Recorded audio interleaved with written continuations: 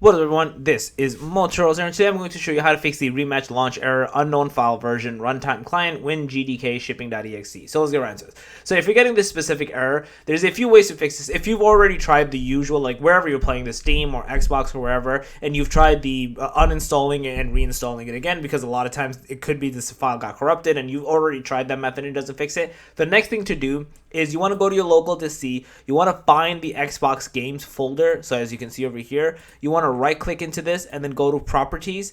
In here, you want to click into the advanced folder section. It'll be right in the general section. And if this box is checked, the compressed contents to save disk, uncheck this box and press OK. And then press apply and then restart your computer to turn the game back on. Once you do this, you should be good to go and you should not have this error persist any longer, and you should be able to basically play the game without it crashing or having any launch issues. So yeah, that's basically it. If you guys are like this video, please smash that like. If you guys are trying to make sure to subscribe, click that notification bell on that. Motorolls out. Peace.